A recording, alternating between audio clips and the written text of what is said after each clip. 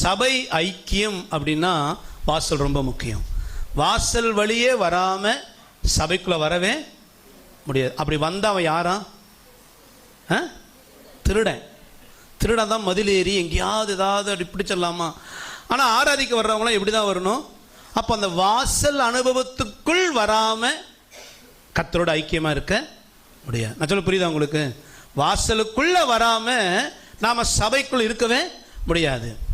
அப்போ வாசலுக்குள் வரணும் அப்படின்னா அந்த அலங்கார வாசல் எதை உணர்த்துதோ அந்த சத்தியத்தின்படி நம்ம நடக்கும்போது தான் நாம் சபைக்குள் இருக்கிறோம். லேலூயா, லேலூயா. இந்த யாத்ராகமம் 27:16 வாசிங்க பார்க்கலாம். பிரகாரத்தின் வாசலுக்கு இளநீல நூலாலும் ரத்தாம்பர நூலாலும் சிவப்பு நூலாலும் திரித்த மெல்லிய பஞ்சு நூலாலும் சித்திர தையல் வேலையாய் செய்யப்பட்ட 20 முழ நீளமான ஒரு தொங்கு திரையும் அதற்கு 4 தூண்களும் அவைகளுக்கு 4 பாதங்களும் இருக்க வேண்டும். இந்த வாசல் ஆண்டவர் சொல்லும் பொழுது 4 விதமான நூல்களை கொண்டு செய்ய சொன்னார். இளநூல், இளநீல நூல், ரத்தாம்பர நூல், சிவப்பு நூல், திரித்த மெல்லிய பஞ்சு நூல். இந்த 4 நூல் எதை குறிக்குதுன்னா இயேசு கிறிஸ்துடைய 4 விதமான குணாதிசயங்களை குறிக்கிறது. இளநீல நூல் அப்படின்னா வானத்தினுடைய கலர், இயேசுனுடைய தெய்வீகத்தை குறிக்கிறது.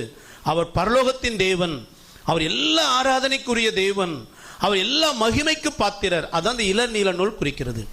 ரத்தாம்பரம் அப்படிங்கிறது ராஜ வஸ்திரத்தினுடைய அடையாளம். என் ஆண்டவர் ராஜாதி ராஜா, எல்லா உலகத்தின் சகலவற்றையும் ஆளுகை செய்கிறவர் என்பதை குறிப்பதுதான் அந்த ரத்தாம்பர நூல்.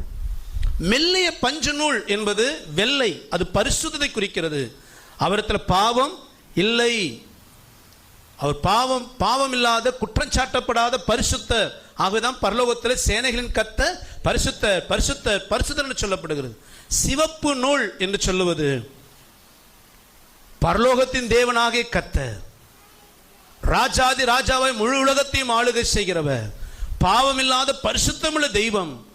மனிதனுடைய பாவத்துக்காக தன் ஜீவனை பலியாய் கொடுப்பதற்கு, தன் ரத்தத்தை சிந்துவதற்கு அவர் பலியாக போகிறார் என்பதை குறிப்பதற்கு தான் சிவப்பு நூல். அல்லேலூயா.